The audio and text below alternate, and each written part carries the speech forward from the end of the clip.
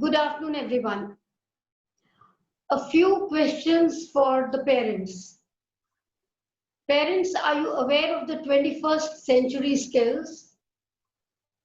Is your child acquiring these skills of the 21st century? Are schools doing enough to help the child enhance his skills? Can 21st century skills do to children or to the education system what Netflix did to cinema? These are few of the questions. If you do not have the answers to these questions and you wish to seek answers, please stay tuned in and hear viewpoint of our experts so that you are able to make an informed choice at the end and you are able to help your child develop these skills. I am Geeta Sehgal from SchoolWiser and I am joined by Mr. H.R. Sharma and Rupam Shah. Welcome to our program, Mr. Sharma and Mr. Shah. Mr. Sharma comes with an experience of over 2 decades. He is a UPSC rank holder and is currently working in Delhi government as a principal. Prior to this, he was principal at CRPF Public School, Rohini. He is a facilitator of Cluster Leadership Development Program with SCERT, which aims at capacity building for heads of Delhi government schools. Welcome, Mr. Sharma. Rupam Shah comes to us with an experience of over 24 years. She's an educationist and she also holds a Cambridge International Diploma for training of teachers and principals. She has been the principal for reputed schools in Delhi for over 9 years. She is a CBSE resource person and has conducted training programs for principals and she has trained over 1,000 principals. Welcome to our show, Rupam Shah. We are at a threshold of an era which forks into an uncertain future and unknown future. 70% of the jobs that exist today may no longer be available to our children tomorrow. They'll be either taken over by machines or will become redundant. Machines are playing a very important role in our lives today. The pandemic has only helped to hasten up this revolution.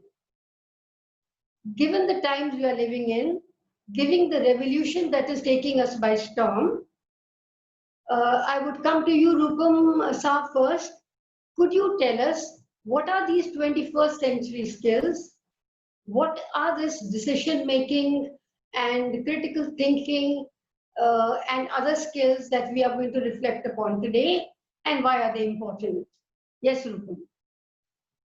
Thank you so much for having me here. It's a pleasure to be talking to the parents today on this, because I think parents are the most important stakeholders when it comes to the development of the students, and they are with the children for a longer period of time, and they can effect a lot of difference in their mental development, I would say. And when we are talking about 21st century skills, and if you have to really remember it very well, we can say that let's remember it what CBSE says. CBSE says that there are 4 C's, and the 4 C's are creativity, critical thinking, collaboration, and creative and critical thinking is the most important thing over here, which the parents should be developing in their students. Then it is flexibility. It's flexibility and adaptation. It is innovation and leadership. These are these skills. Then it is the literacy. It is media literacy. It is information literacy, which the students should be having, the technology literacy. So these are the skills. Being self-directed learners, These are the skills which the students should be knowing. And as Geeta ma'am has very rightly said, that skills of problem solving, decision making, these are the key skills which should be there with our students. Because see, we are living in a knowledge society. And in the knowledge society, basically remembering the facts and figures are not important as of now. What is important is how to make sense of these facts and figures, how to use it in their real life. And that will happen only if the children are having good problem solving skills. If you see the data which has come out by the World Economic Forum and which talks about the future jobs, it says that the topmost skill which will be required by the students and which is required even now is the complex problem solving skills. So if in our schools we are not doing that, or if in our homes we are not doing that, we are actually not preparing our children for the future. We are not preparing them for tomorrow. Now, so it's very important that that we develop these skills. So these are basically some of the skills we are talking about when we say 21st century skill. Communication is one of those very important skills. The 4 C's that I was talking about: communication, critical thinking, collaboration. These are the skills. Yeah. Thank you, Rupam. Thank you for giving us insight into all the skills that a child requires. Coming to you, Mr. Sharma, Rupam just now spoke about problem-solving skills, and she also spoke about decision-making skills. How does the CBSE mandate that these skills are taught to the children in school? If yes, how are these skills taught? Please be specific with examples and the practices that you follow.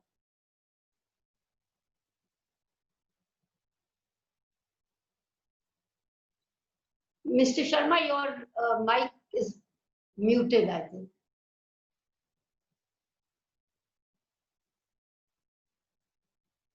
Can you hear me, Mr. Sharma?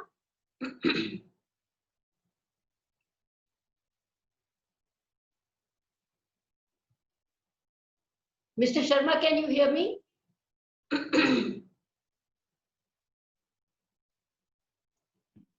Yes, ma'am.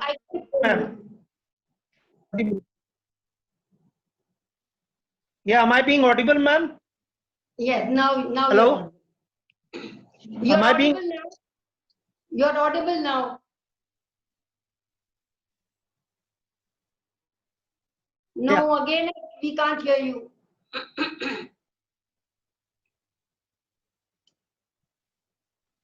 So, yes, the CBSE mandates it that we have to be going ahead and taking these skills. In fact, there are 10 core skills which CBSE talks about, and for past many years, it has been emphasizing that you should go ahead and do this in the school.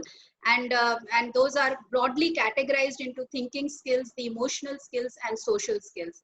And how is it that it is being done inside the school? It's being done in a very comprehensive manner inside the school. Now, when we are talking about critical thinking skills, there are specific projects which are there with the students. In fact, critical thinking is something which is enhanced every minute inside the school, inside the classes, when the teachers are conducting their own classes, their own subjects, when they ask open-ended questions to the students. So critical thinking skills can be enhanced through various ways, and one of the most simplest way is to ask open-ended questions, is to give a problem to the students and ask them to solve that particular problem, is to collaborate amongst themselves and then work out some solution to a complex problem. So these are the things which actually are being integrated inside the subjects. Yeah. Sorry to interrupt. I do agree with you that all this is done, but something that is not assessed is never got done well. So Yes. if you can take up one skill and tell us how is it, what are the activities or what are the projects that are taken up by the schools to help children understand these skills?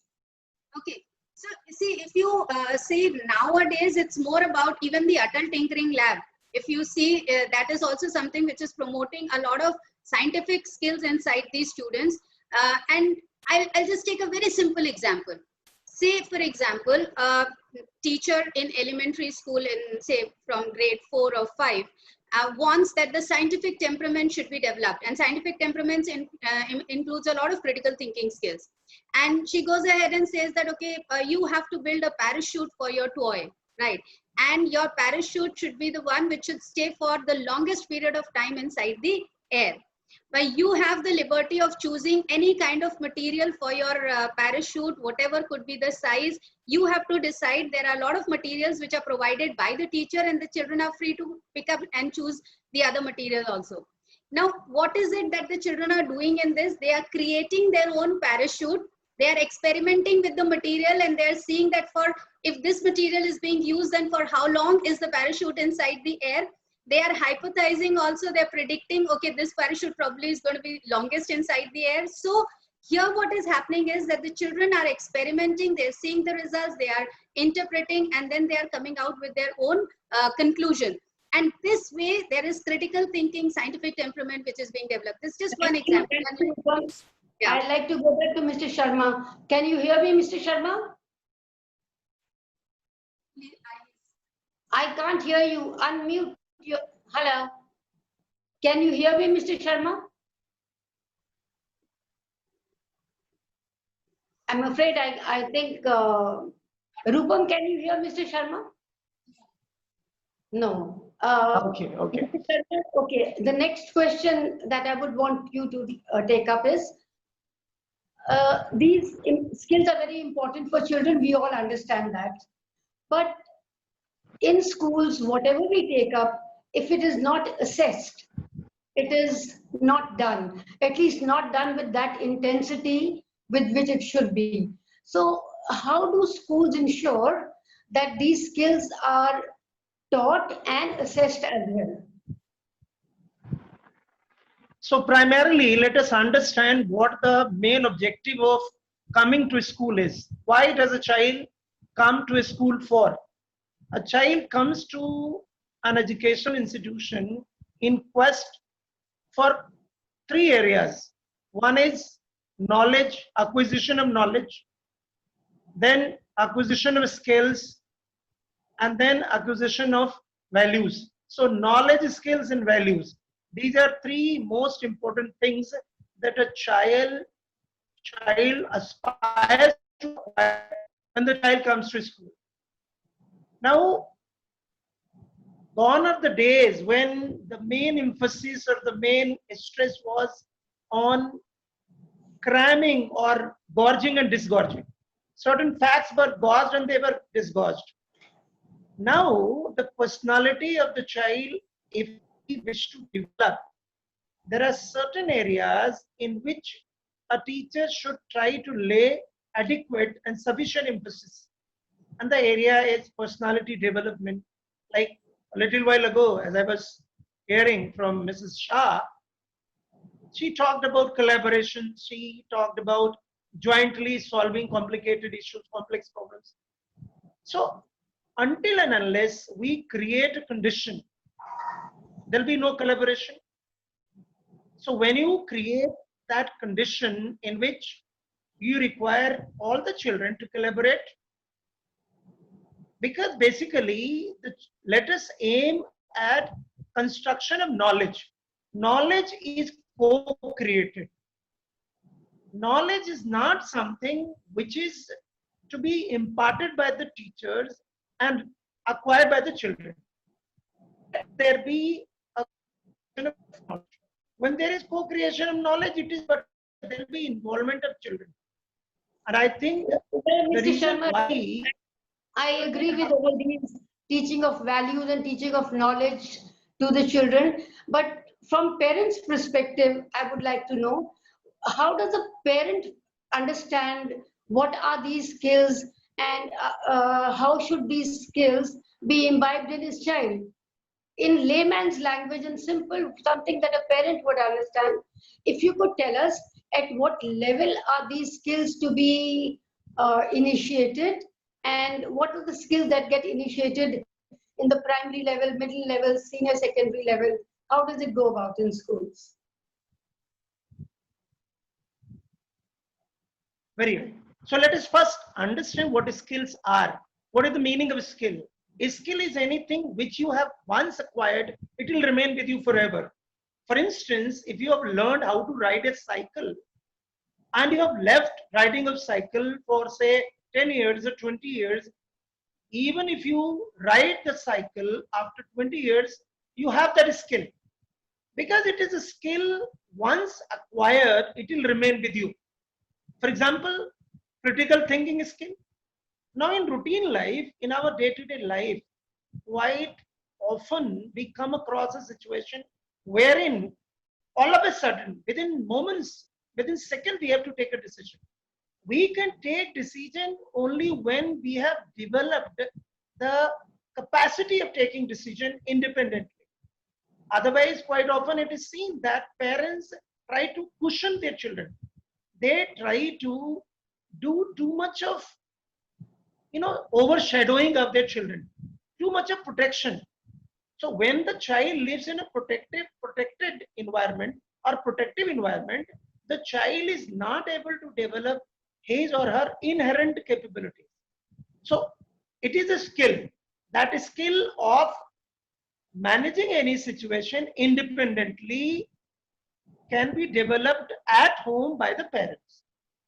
For instance, you take the example of, girls coming from South India, they come all the way from any South Indian state to Delhi. Whereas the parents in Delhi, they are so protective of their girl children that they would not allow them even to go to market. Now imagine, see, the girls are the same, they belong to the same gender. A South Indian girl is independent, she's brave because that habit has been developed. That is skill of dealing with the situation independently has been developed right from childhood. Right, That Mr. has been Sharma. developed right from the This is not something that the school would teach. This is something a child learns because of the environmental change in her life.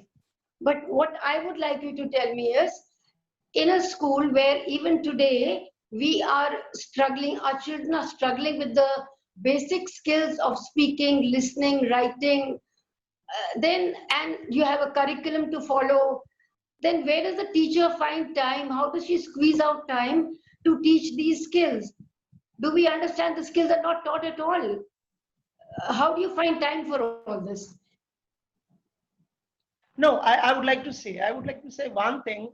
First of all, let the child learn the mother tongue. If the child had developed mastery over his own or her own mother tongue, I'm very sure the child will be easily able to learn any other language, maybe second language. I think you are probably referring to second language, that is English language.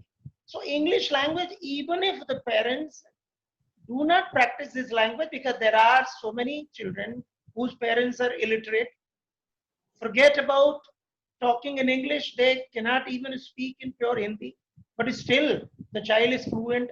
Because the impact of 6 hours is so vital, is so significant, that all the four skills, that is listening, speaking, reading, and writing, are simultaneously developed. It's the role of the teacher, even if it is, say, half an hour, 45 minutes period, 40 to 45 minutes period is there of English. Now, but if the teacher has created that conducive environment, definitely, no doubt, scenario in which you are talking, because the scenario that I am referring to is a government school scenario. You're talking about public school, private school, where parents are quite educated, very Yes, educated. I'm talking in They make a general lot about of all. effort. I'm talking in general They about make a all the lot of schools. effort. Okay, definitely. So far as language is concerned, you will find that maybe even a government school child, by making sincere efforts, can be fluent. And so far as the skill is concerned, the parents, if the parents are educated, if they can speak in the language in English, if they can speak in English, I'm very sure the child's habit will definitely develop. This is what they can do at home.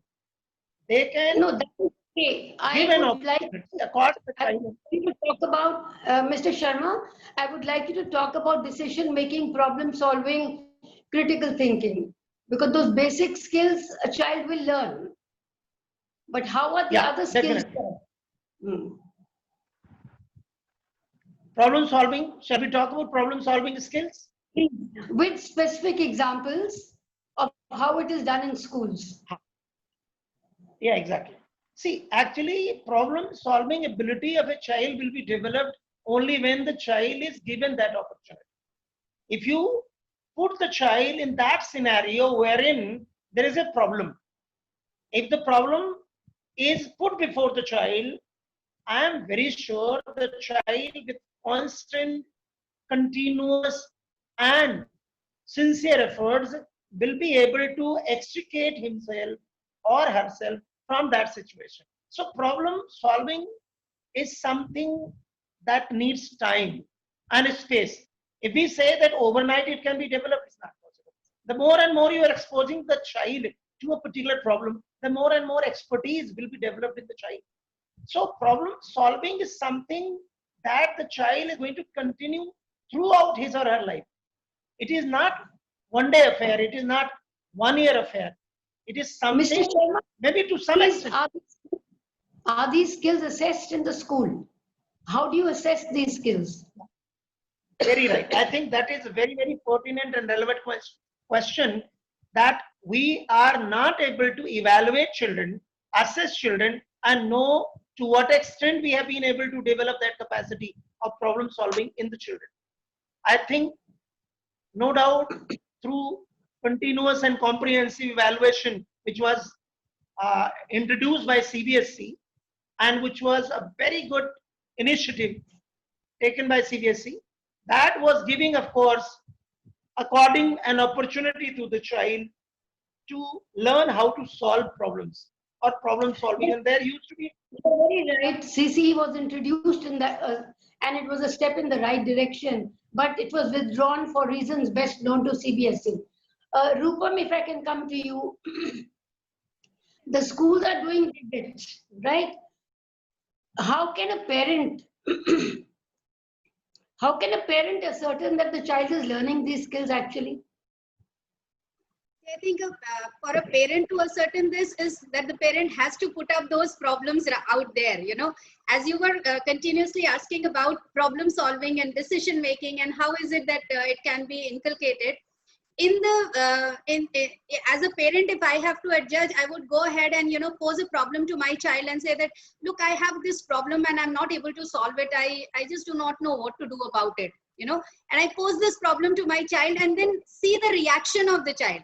Is the child absolutely withdrawn, or is the child started thinking and then coming out with some kind of a solutions? If that is there, if the child is coming out with the solutions, which means that there is some kind of a problem solving skill which is being taught inside the school, and children know that, okay, there are so many different solutions which are possible for a problem, and then we, through our decision making skills, we can choose the best thing.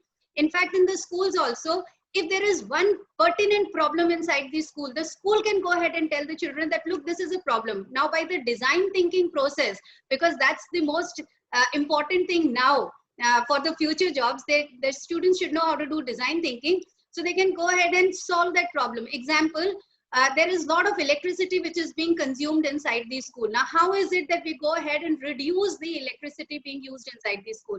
Think of the most probable workable solutions of it, and then let's see how it can be done. So this is how, so this is just one of the examples, and similarly, even the parents can do the same at home. Thank you, Rupam. We are coming to the end of our program, and I would like to take closing thoughts from each one of you. Mr. Sharma, can I have closing thoughts from you, please? No, I believe what a little while ago Mrs. Shah was sharing, that until and unless you expose the child to the problem, and if you give an opportunity to the child to solve a particular problem, I think quite often they are able to solve the problem. Sometimes we underestimate them. It quite often happens that children have capacity and ability to solve any problem that they come across. The only thing is that we have to have unflinching belief and trust in the child.